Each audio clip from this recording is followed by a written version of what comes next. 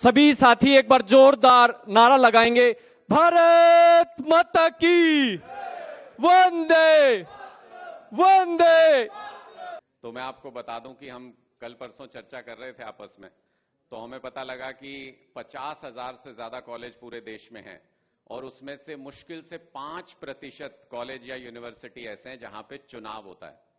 आज हमारे देश के सामने बहुत सारी समस्याएं हैं। किसी भी देश के सामने किसी भी वक्त समस्याएं तो होती हैं, लेकिन जिस किस्म की समस्याएं आज हमारे देश के सामने हैं, बेसिक समस्याएं हैं। खाने को नहीं है, पढ़ाई नहीं है, कोई बीमार हो जाए तो इलाज नहीं है। 75 साल हो गए देश को आज़ाद हुए, अस्पताल नहीं है, दवाइयाँ नहीं है, सड़कें नहीं है, बेरोजगारी है। खुश कौन है? कोई नहीं है। स्टूडेंट्स दुखी हैं, महिलाएं दुखी हैं, व्यापारी दुखी हैं, इंडस्ट्री का बुरा हाल है, चारों तरफ बुरा हाल है। और क्यों? उन सारे समस्याओं की जड़ एक ही है, और वो है आज की राजनीति, जिसे हम मेन स्ट्रीम पॉलिटिक्स कहते हैं। ये कांग्रेस, बीजेपी और दूसरी पार्टियों की जो राजनीति है, जो 75 साल से चली आ रही है, जो एक ही ढर्रे पे चली आ रही है, जिसे हम मेन स्ट्रीम पॉलिटिक्स कहते हैं। ये मेन स्ट्रीम पॉलिटिक्स जो 75 साल से चली आ रही है, ये आज हमारे देश की सभी समस्याओं की जड़ है। जब आम आदमी पार्टी की 10 साल दिल्ली में सरकार थी तो दिल्ली में 24 घंटे बिजली आती थी। आज दिल्ली में पावर कट लगने लगे हैं।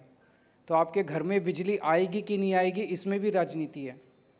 आपको सस्ती बिजली मिलेगी कि महंगी बिजली मिलेगी, इसमें भी राजनीति है। आपको नौकरी मिलेगी, सरकारी नौकरी मिलेगी कि नहीं मिलेगी, इसमें भी राजनीति है। दिल्ली में जिस तरह का काम हमने किया और जिस तरह की राजनीति हमने की, उसे ऑल्टरनेटिव पॉलिटिक्स कहते हैं। हम कहते हैं स्कूल बनने चाहिए, ये लोग कहते हैं अच्छे स्कूल नहीं होने चाहिए। हम कहते हैं लोगों को अच्छा इलाज मिलना चाहिए। हमने शानदार स्कूल बनाए 10 साल में दिल्ली के अंदर, सरकारी स्कूल अच्छे कर दिए। 10 साल तक प्राइवेट स्कूलों को फीस नहीं बढ़ाने दी, सरकारी स्कूल इतने शानदार कर दिए।